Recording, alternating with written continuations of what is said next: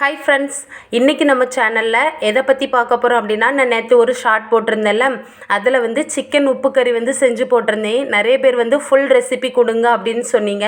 அந்த நல்ல உள்ளங்களுக்காக இன்றைக்கி ஃபுல் வீடியோ அப்லோட் பண்ணுறேன். வாங்க வீடியோக்குள்ளே போகலாம். நான் சண்டே சிக்கன் எடுத்திருந்தேன். எவ்வளோ பார்த்தீங்கன்னா 1 கிலோ எடுத்து நல்லா க்ளீன் பண்ணி வச்சிட்டேன். நீங்களும் உங்களுக்கு எவ்வளோ தேவையோ அதுக்கு தக்க பொருளை கூட்டவோ குறைக்கவோ செஞ்சுக்கோங்க. நான் 1 கிலோ சிக்கனுக்கு ஒரு 10 முழு வத்தல் எடுத்துருக்கிறேன். அதாவது காஞ்ச வத்தல். அதை குட்டி குட்டியாக கட் பண்ணி வச்சுக்கோங்க. காரம் அதிகமாக சாப்பிடுவீங்க அப்படின்னா ஒரு 15 முழு வத்தல் எடுத்துக்கோங்க. சிக்கனோட அளவு பொறுத்து தான் சின்ன வெங்காயமும் காஞ்ச வத்தலும் போடணும். ஓகேவா?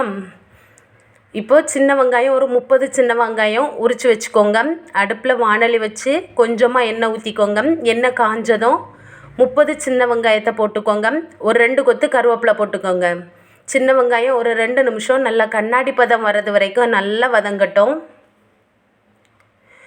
இப்போது சின்ன வெங்காயம் வதங்கினதும் அந்த 10 முழு வத்தலையும் நம்ம போட்டுக்கலாம்.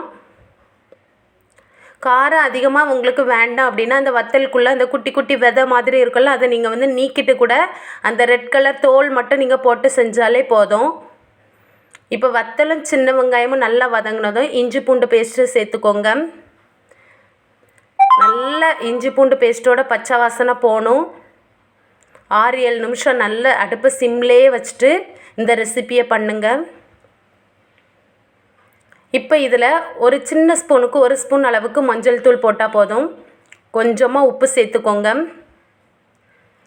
ஏன்னா இந்த சிக்கனோட பேரே சிக்கன் உப்பு கறி தான். அதனால் உப்பு காரம் கொஞ்சம் தூக்கலாக இருந்தால் நல்லாயிருக்கும். அதுக்கப்புறமா ஒரு சின்ன ஸ்பூனுக்கு, நான் காட்டக்கூடிய ஸ்பூனுக்கு ஒரு 2 ஸ்பூன் அளவுக்கு கரம் மசாலா போட்டுக்கோங்க.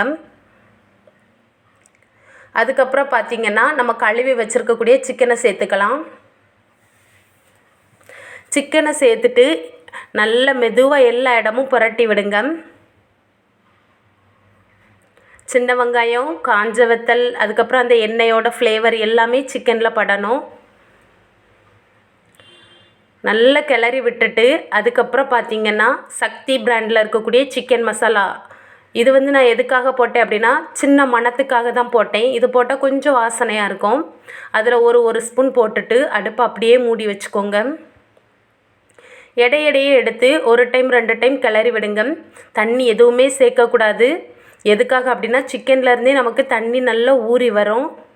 அந்த தண்ணியை நமக்கு சிக்கன் வேகிறதுக்கு கரெக்டாக இருக்கும்.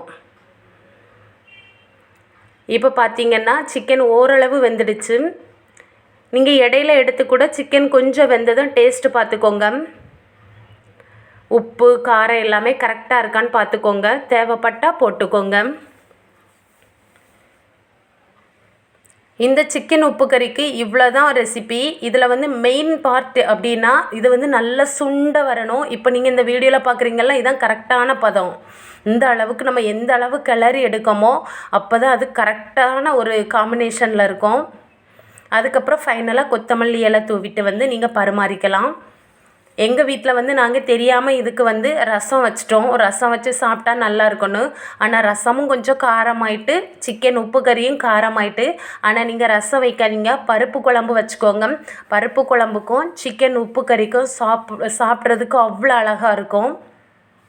எப்போவுமே சிக்கன் கிரேவி, சிக்கன் ஃப்ரை அந்த மாதிரி செய்கிறத விட ஒரு சண்டேயாவது இந்த மாதிரி வித்தியாசமாக செஞ்சு கொடுங்க. வீட்டில் எல்லாருமே நல்லா இருக்குன்னு பாராட்டுவாங்க. எனக்கு இது நான் செய்யலை, என்னோடய ஹஸ்பண்ட் தான் செஞ்சு கொடுத்தாங்க. டேஸ்ட் வேறு லெவலில் இருந்து.